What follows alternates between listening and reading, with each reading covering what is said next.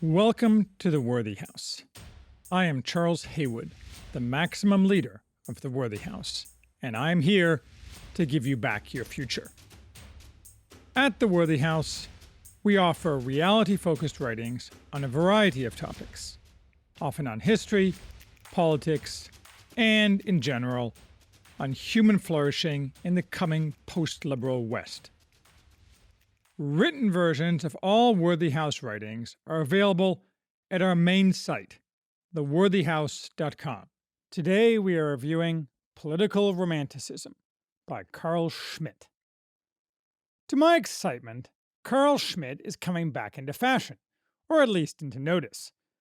Last week, for example, an excellent piece by the Swedish renegade leftist Malcolm Kyeyune received wide attention. It revolved around Schmitt's concept from the Crisis of Parliamentary Democracy that when a regime must prove its legitimacy empirically, it is doomed.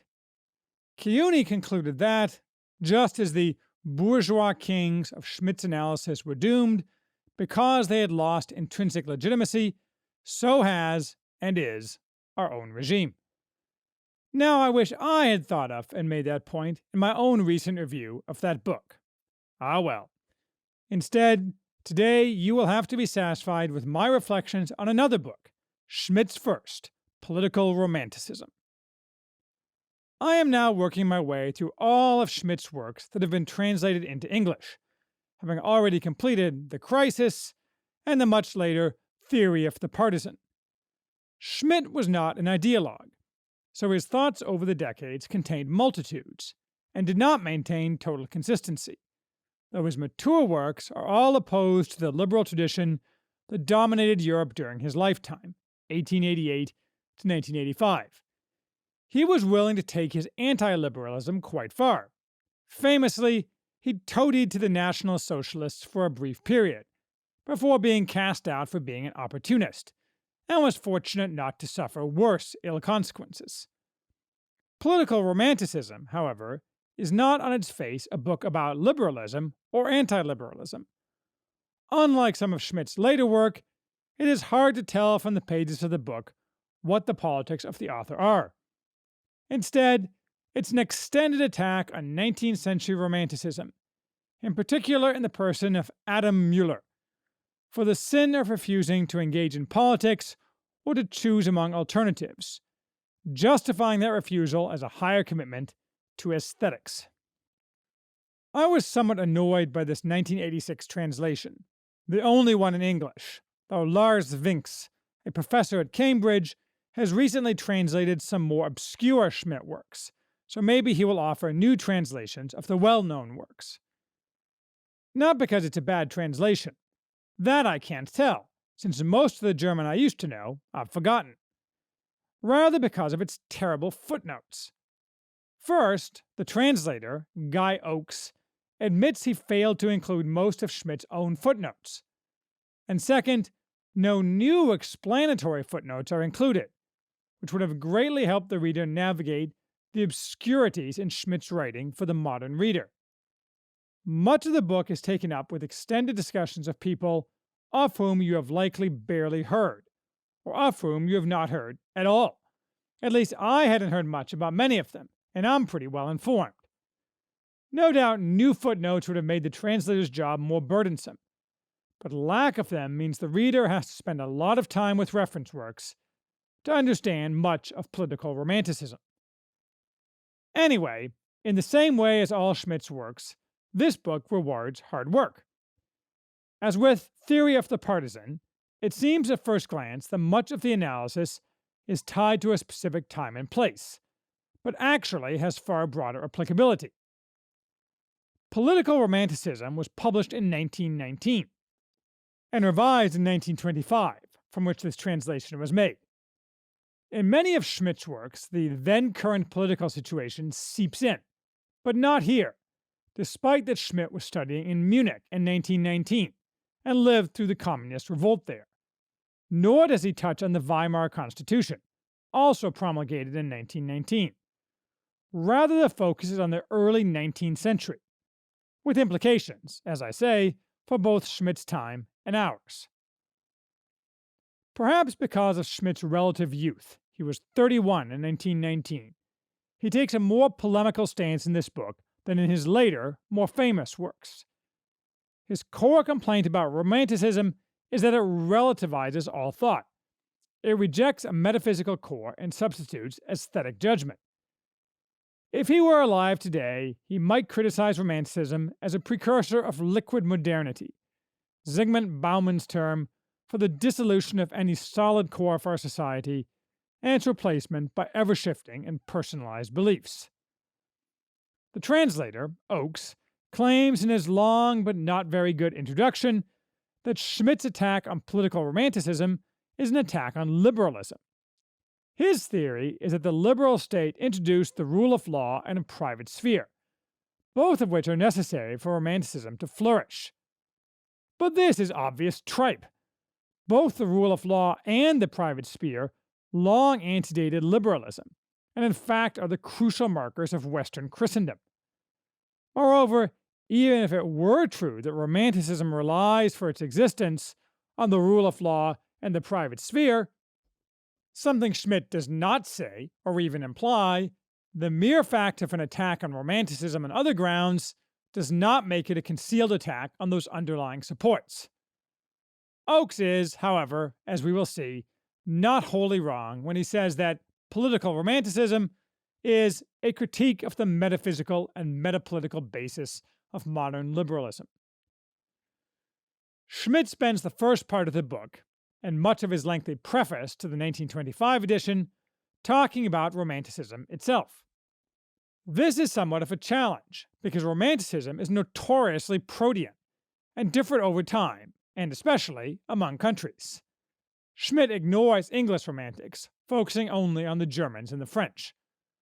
Romanticism isn't just smelling the flowers and admiring medieval castles, nor is it a reaction against rationalism. The Romantic attempts to define everything in terms of himself and avoids every definition of himself in terms of something else. Nor is it tradition or in opposition to established power. After rejecting various such definitions, Schmitt defines Romanticism as a type of occasionalism. In theological terms, occasionalism is the doctrine that all events, no matter how small, are the direct result of an act of will by God. This is often found in branches of Islam, but rarely in Christianity. Schmitt precisely defines Romanticism as subjectified occasionalism. God disappears, and every event, even the tiniest, becomes an opportunity for the Romantic to produce an aesthetic emotional feeling, the existence of which has no other meaning or importance. The world is viewed through this prism, which means to the Romantic, the world is only occasional, a world without substance and functional cohesion, without a fixed direction, without consistency and definition, without decision, without a final court of appeal, continuing into infinity and led only by the magic hand of chance. Occasionalism denies calculable causality and thus also every binding norm. What the Romantic pursues most of all is a synthesis, a harmony of opposites that displaces the need to make choices. In the absence of the occasionalistic displacement into the higher, subjective creativity that resolves all antitheses in a harmonious unity, there is no Romanticism. Beautiful phrases lovingly crafted hide that this is a waste of time, and a way to avoid commitment by talking all the damn time. Schmitt really despises trite, meandering talk. I wonder if he was unpopular at cocktail parties, although he was very well connected and was socially adept, so maybe he could talk about the weather when he had to. In the same way, the Romantic does not, cannot, hold to any fixed position. He may support the revolution today and the counter-revolution tomorrow, seeing no contradiction, only a romantic flow of occasions. Because the concrete point around which the Romantic novel develops is always merely occasional, everything can become romantic. In such a world, all political or religious distinctions are dissolved into an interesting ambiguity. The king is a romantic figure as well as the anarchist conspirator, and the Caliph of Baghdad is no less romantic than the Patriarch of Jerusalem. Here, everything can be substituted for everything else. Of great importance, this way of viewing the world exalts the individual. Traditions and hierarchies are as nothing in this view. Instead, we have the romantic, endless conversation with no fixed points and no conclusions. This is atomizing. What Romanticism offers is unlimited possibilities. This is an approach that fundamentally opposes reality and ensures that a prime motivator of a romantic's actions is to stave off the need to make a choice. For the romantic, what he feels, the aesthetic experience of emotion, is the most important thing. Schmitt would see the logical endpoint of this today, where the individual is paramount, feelings are everything, and emotivism is one of the prime drivers of politics, both on the left and the right, though more on the left. Quite a few pages are taken up with precise discussion of how the Romantics thought and behaved, analyzing their antecedents, use of language, and so forth. Interestingly, in passing, Schmitt cites Victor Klemperer for a philological point. Klemperer became famous much later for his diaries of life as a Jew in the Third Reich. We get attacks on Müller from every angle, along with some on Friedrich Schlegel for good measure, and these attacks are used to repeatedly flog Romanticism as a whole. The rootlessness of the Romantic, his incapacity to hold fast to an important political idea on the basis of a free decision, his lack of inner resistance to the most powerful and immediate impression that happens to prevail at the time. All these things have their individual reasons, but they are not good reasons. After this relentless barrage, which includes memorable phrases such as the effeminate raptures of those two bourgeois literati, Schlegel and Müller, Schmitt turns to the specific political implications of Romanticism, which is, after all, the main point of the book. But not before he tells us that Müller's amoral appreciation of everything, his effeminate passivity, and his emotional pantheism can probably be explained in an individual psychological fashion as well, as a consequence of his feminine and vegetative nature. Ha ha. In any case, the essence of Romanticism is passivity. A romantic outlook makes one incapable of choosing a moral or legal position.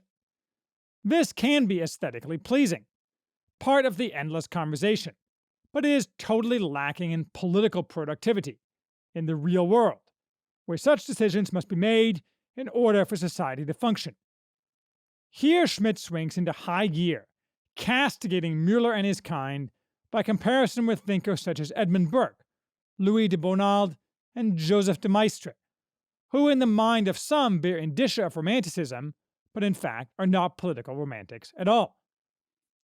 The result is that the Romantic denies the importance of justice, a focus on which is the most important source of political vitality. Instead, they substitute inconsistency, though with splendid words about the necessity of their position. They speak and float in the beautiful movement of a social conversation. This produces moral helplessness in the face of each new impression, and makes necessary political life impossible. An emotion that does not transcend the limits of the subjective cannot be the foundation of a community. No society can discover an order without a concept of what is normal and what is right. Conceptually, the normal is unromantic because every norm destroys the occasional license of the romantic. The essence of the Romantic is the renunciation of every active alteration of the real world. Everything is fragmentary for the Romantic, capable of being part of some higher synthesis, the achievement of which is so eagerly sought.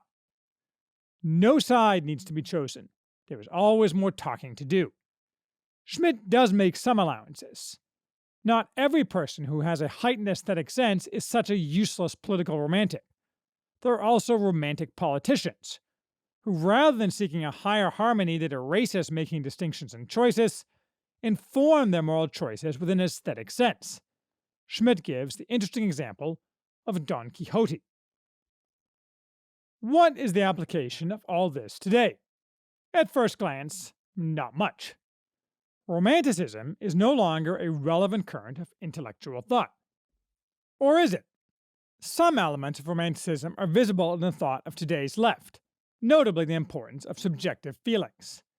Schmitt refers to Romanticism as an emotive response to political events, which sums up much of our politics today.